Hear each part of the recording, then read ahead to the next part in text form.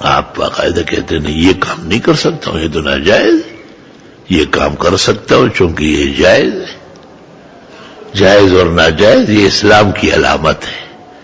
مومن مسلم کے لیے یہ پابندی ہے کہ سارے کام نہ کرے، ساری چیزیں نہ کمائے، دیکھنا ہے کہ یہ کام جائز ہو تو میں کر لوں گا۔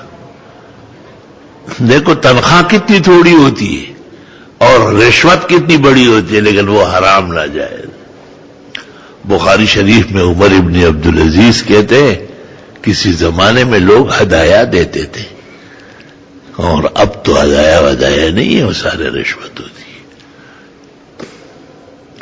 ہمارے پاس ایک طالب علم آتا ہے داخلے کے لیے اور اس کے پاس اپنے گلگت اور چترال کے خرمانی اور وہ ان کے ایک بناوٹی قسم کے بادام ہوتے ہیں، انہیں خرمانیوں سے وہ بیج نکالتے ہیں، اس کو بادام، حالانکہ وہ بادام نہیں ہے۔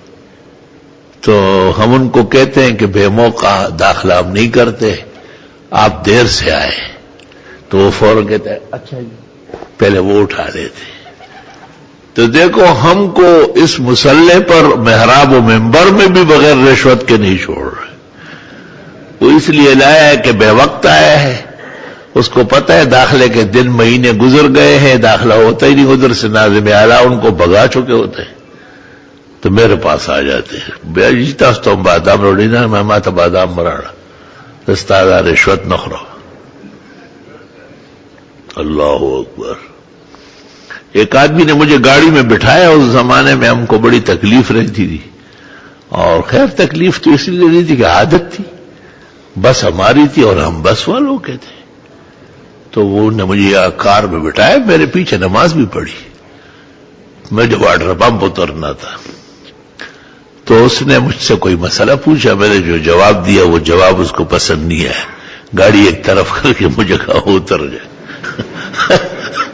پردے کٹ دینی مشپی شپا کے راشو ہے لما کٹتے اس گانا کچھ اللہ کا خدا ظالم بے انصاف تھا، اس میں پسی مسکڑے نمازی گھر ذہن لا رہا کہ کچھ کم یہ کچھ آپ کی باتیں مجھے پسند نہیں آئی۔ باتیں تو مشکل ہے، بہت بڑے بڑے مولوی غریب گھبرائے ہوئے ہوتے ہیں۔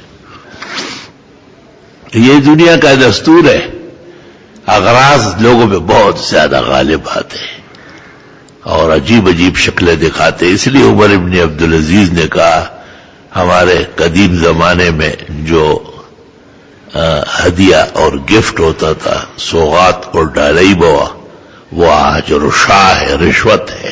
بخاری شریف۔ ہائے ہائے کیا بے اخلاصی ہو گئی۔